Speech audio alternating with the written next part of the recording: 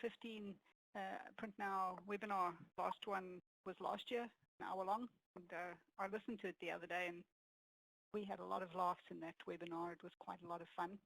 I hope we end up in the same place this year, and some interesting things to discuss about the state of the industry as compared to last year. Should be interesting. So let's move on the screen. So some housekeeping. The format is question and answer. I'll ask the question. You'll see it up on the screen if you're watching on screen. If we get more people joining in along the way, we'll see how it goes. But at this rate, I don't think we'll have any problem with everyone giving their answers and discussing stuff. And sometimes discussions spring up around specific questions. You know, it happened last year. We had a good 10-minute discussion around sustainable and the VOC campaign and what that means to printers to promote paper and its sustainability. There's 7 questions in total. Some of them are a bit silly, some are not so silly. But most of all, it's about enjoying the discussion and really just enjoying what we have to share with each other. And yes, I give bonus points a lot. I listened to my webinar last year. I gave a lot of bonus points around, and the bonus points don't get you much. They might get you some fame. I might mail you a gold star, and you'll get brownie points. So there we go. Righty, so everybody ready? Yeah. Yeah.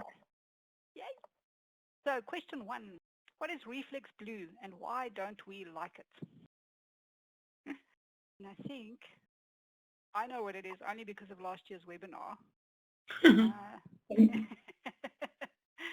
Christine, do you know what Reflex Blue is? Yeah, it's a color that doesn't like to dry very well. There we go. It's in the ink, right? Yeah, it's a PMS ink that doesn't dry very nicely and takes forever depending on what it's mixed with or if it's itself. So yeah, I didn't know that until last year's webinar. Okay, I didn't even know that now. I thought Reflex Blue doesn't copy either. Christine, any thoughts on What do you that? mean doesn't copy?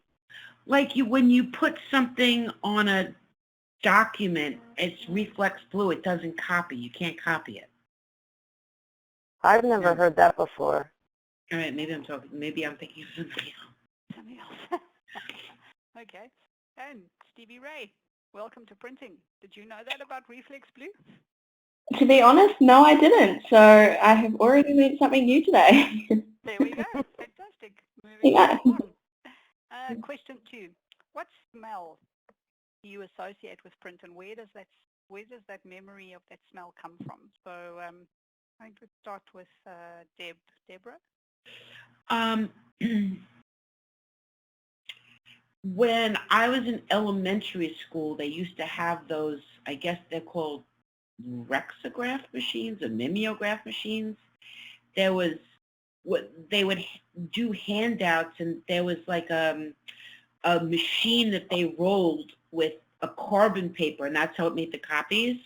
And that smell it's so funny because someone just tweeted a scene from Fast Times at Richmond High when all the kids in the class got the paper and they all sniffed it, and that's the same smell that I associate. And that was the first time I realized print had a smell in elementary school.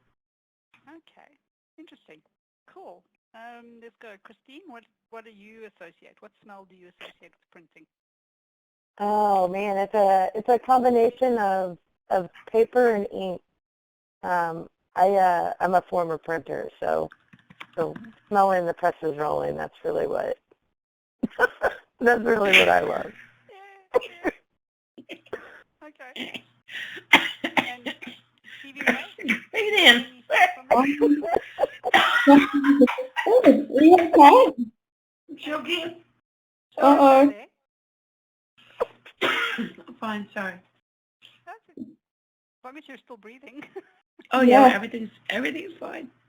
Okay, good. Alrighty. Where were we? Oh, Stevie-Rei, yes. So I don't know how to describe the smell exactly, but probably when I used to work for a printing company back in New Zealand, my office was right next to where they used to print all the posters. So there was about 12 latex printers, which were basically right by my office. So that smell, yeah, That's probably what I would associate. Just the ink from those machines is very strong smell. So that strong smelling ink of the latex. The shark Yes. retweeted me. Yeah. Sorry, who tweeted you? The shark, Mary Lee the shark retweeted me. 89,000 followers. Thank you, Mary Lee. Yay! Fantastic.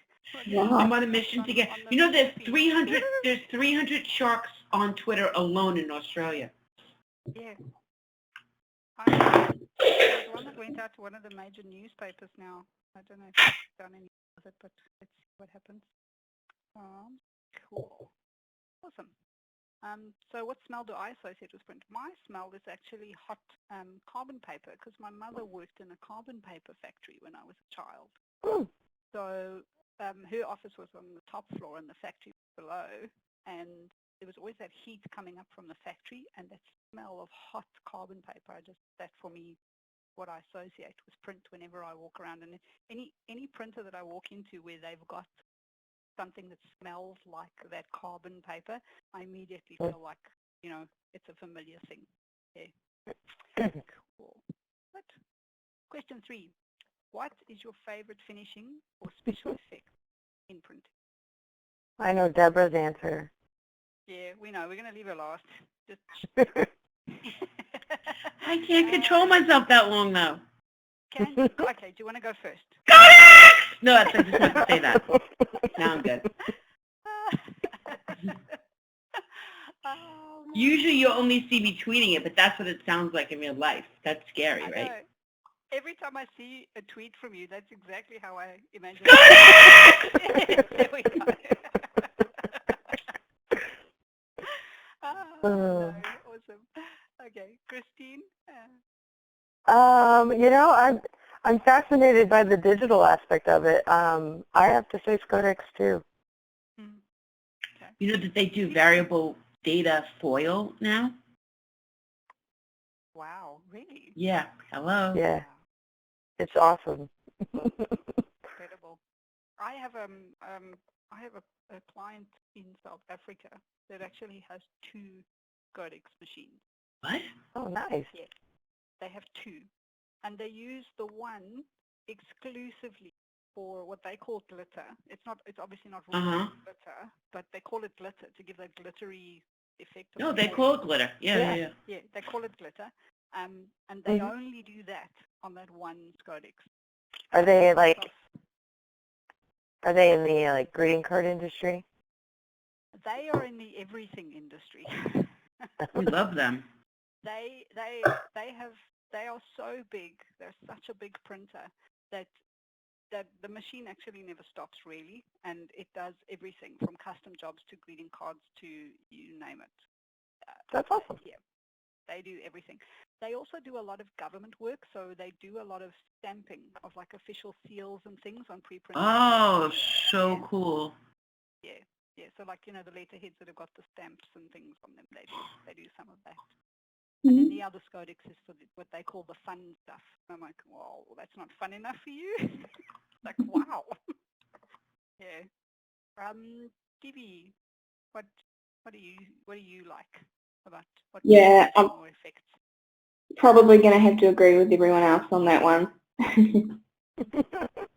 Codex, I think we're all on the same page. Yeah. Yes, Codex. Oh, What Deborah. happens when you get 4 ladies into a webinar? We'll all go sparkly things. Yeah. Shiny stuff, yay. Okay, cool. Moving on. Let's see, question 4. Okay, so if you know me well enough, you'll know this. What is my pet hate about emails? Anyone want to jump in? I'm going to say, oh, go ahead. Yeah. I think your pet hate, which is kind of a cool way of saying what you're saying, because we don't say it that way here. Because here it sounds like you hate animals. No.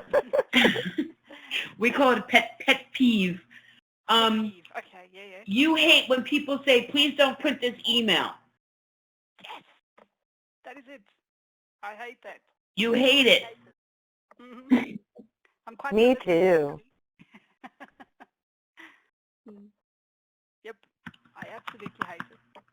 I can't believe it. I know I was quite surprised. I was looking at stuff I was getting by email just 2 weeks ago, and I'm still gobsmacked. It's a year after the last International Print Day. We had the same discussion last year, and we discussed how many printers send out emails with that thing in their footer of their emails, and they still do it. And I think we've actually narrowed down a few places where it's actually the people who run the IT of the company that just throw it in there by default. You know? You should send the names of those companies to Two Sides Australia. To Kelly. Yeah, to Kelly. Because I'm starting, a few people that I've been speaking to, you know, because I'm quite militant. If I see something if a client of mine or a printer sends me an email that's got this thing in the footer, the first thing I do is go, look, you know, you're a printer. Do you really think that's appropriate to have this thing in your footer? You know, don't you want to replace it with something a little bit more print friendly, you know? And a good half the time, they don't even know it's there because their email provider is putting it in by default. So, yep, that's my pet peeve. So, Deb, what is your pet peeve? About email? About email or anything. Yep. I don't like when people send me solicitations that have absolutely nothing to do with anything that I do. And I don't mean, you know, flowers. I mean print industry people sending me emails and information about buying presses. Like, what makes them think I would ever buy a press? Like, it's not going to fit in my bathroom, you know? Yes. Oh, yeah. I've been asked about what was I asked about the other day? It wasn't presses, but it was something along the lines of assuming I am a printer. And I'm like, no, I'm not a printer. Yeah. No, I hear you on that. Stevie?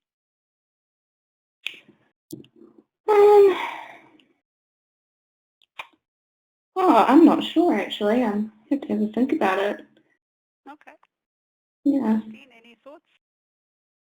I'll agree with Deb on the people assuming they know what you do and trying to sell you on things. But I'd also say, like, I mean, this isn't marketing related though, but like when people just send you a one-word thanks email, that doesn't need to be sent. Yeah. Pointless emails. Pointless emails. Yeah. That's a really good point.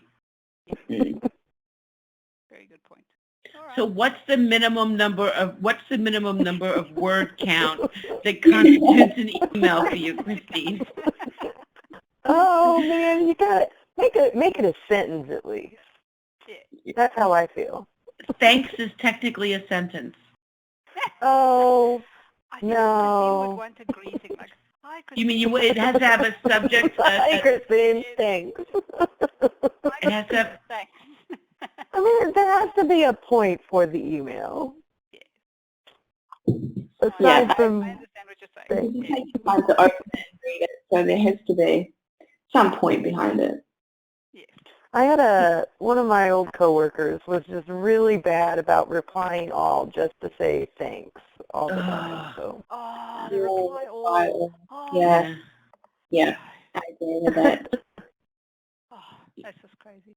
Or when people address you and they say hi all, rather than addressing one person in particular, and it might be a question, but and then everybody's not sure who's supposed to answer, and it just turns into a great big mess. Yeah.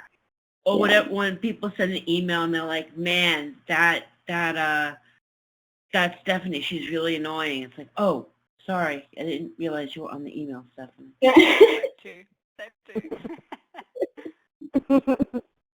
Crazy. Alrighty. Next one. Okay, so we asked a question, I think, last year. When it comes to paper, do you like coated paper or an uncoated paper? Why? What is it about the paper? Christine? I'll dive in. Yeah, I've always just preferred uncoated. Just no particular reason. I just prefer the way it looks. Okay. Cool. Yeah, definitely. I agree with her because like I just love that feel of the uncoated paper. It feels, I don't know, it feels better to me. Yeah, I agree. More luxurious. Okay. Yeah. Okay, interesting. Deborah? I'm trying to follow my own print chat rules here and just pick one. Instead of giving you a reason why, it depends upon what I'm making, what I pick. But I'm going to opt for coated paper. And that's because most of the work I've done was very color intensive, and the color holds a lot better on the coated paper. I mean, and what I'm talking about, like images of like tropical islands and stuff, not where it would be nice to be uncoated and be a little faded into the background. I mean, like travel stuff that you have to picture yourself being there. And for me, coated paper was better for that. Yes. Yeah. I remember having a discussion about drying times as well, with the difference between coated and uncoated papers as well, that affects some of the inks that will affect the drying time and the absorption. I prefer an uncoated paper because I like the feel of paper. I like to feel the fibers, and I like a thicker stock too. I like that feeling of the paper in my hands. Very tactile person. I like that. There are benefits to coated, obviously, like Deb said, but yeah, I prefer the uncoated generally. An uncoated paper, but yeah, that's where I. That's actually like a major trend that I've seen in magazines lately. Is they're moving to uncoated papers. In indie alone, I know of at least 5 indie magazines that have come out on uncoated paper. I think it's pretty interesting. The designers seem to love that feel. That feel of it, and obviously it's speaking to the people buying the magazine, that they want that feel. Yeah. Yep. Very interesting. Okay. Interesting. Cool. All right. I think now you asked this question the other day, and I thought that it was quite interesting. So when we're talking direct mail, do you like self-mailers or do you prefer an envelope? So. I prefer a self-mailer. I want you to be creative. Yeah, I agree with that. I think self-mailer, for sure. Yeah. Deborah? Unless your envelope is super cool.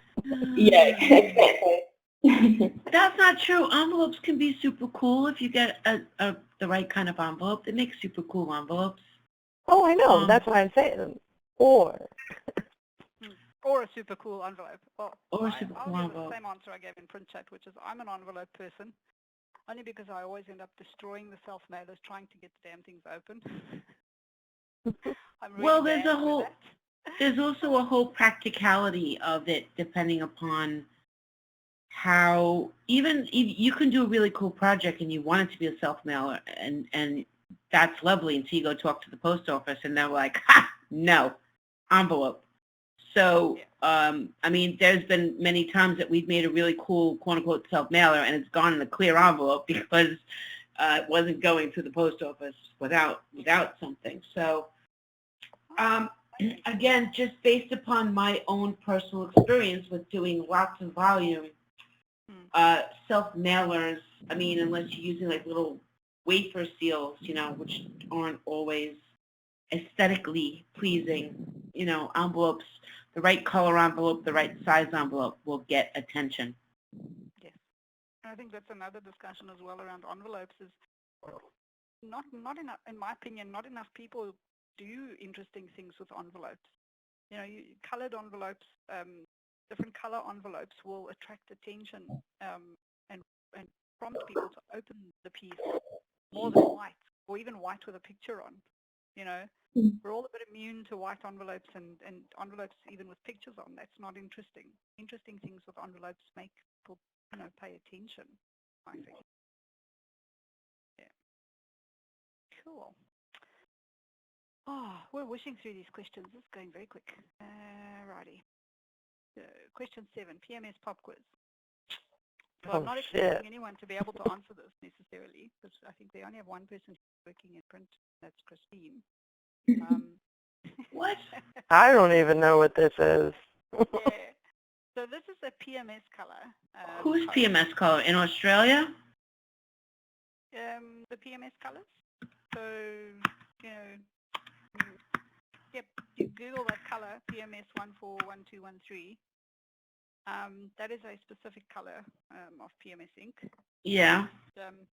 Yeah. It's toasted almond. That's right. And the reason I asked this question is I was actually, I suppose it'll have to go to Stevie-Rei. She's the only person in Australia that's in there. I have a bottle of liquor that's amber liqueur, which I was going to give away to whoever could answer the question for me. No. Stevie-Rei wins. Woohoo! Woo!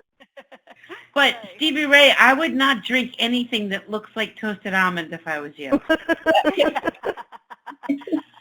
Yeah, so, It looks like you're drinking pantyhose juice. That's what color it is. Oh. That's what color Pantone 14. Yeah, Pantone, yeah, it's like a funny beige color. Yeah, it's pantyhose. It looks like don't drink it. Yeah. So that's what Step away from the pantyhose, Stevie-Rei. Yeah, don't drink them. You're crazy, Deborah. Alrighty. So I'm actually coming up to my final slide. We're going very, very quickly through this. So my final slide is some interesting statistic about printing in Australia, which is that if you take the print revenue across all the combined sectors, so the combined sectors being actual printing and all the industries that, you know, kind of to it, the finishing, the design work, the marketing, you know, everything that ties into a printed product or printing. Print revenue is in the billions, and it's so high that it's actually equal to about 3.5% of the Australian GDP. That's how much revenue gets generated out of this industry. So we think that's something worth celebrating, that it's that big of a market and that big of the share of the revenue. So yeah, that was my final parting thought for discussing print and print now. That was awesome. Not going anywhere.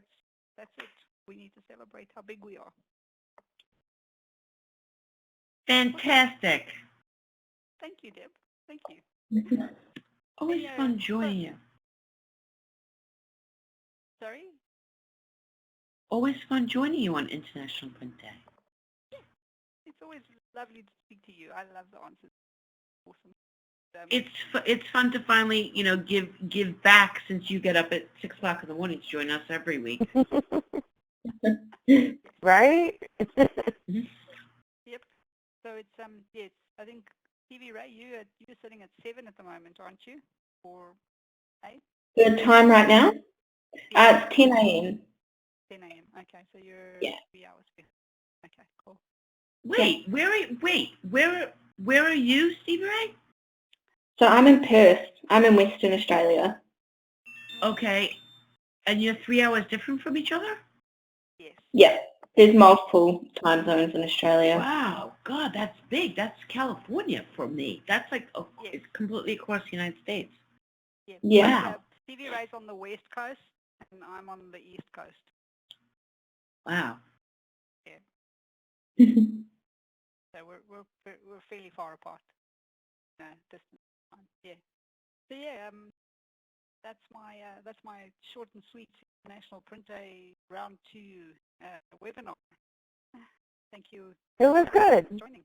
Good. Yeah, that was great. Thank really you. enjoyed it. Awesome. Cool. So, see you next year. We'll see you next year. I'll see you tomorrow morning, Deb, for your print chat and for more International Print Day stuff. Fantastic. Yay. I'm going to go do another round of tweeting and then get up at 5 o'clock in the morning and get Europe. Get Europe in. Yep. Cool. Awesome. And yep. Great. Thanks, guys. Cheers. Great. Bye. Bye. See ya.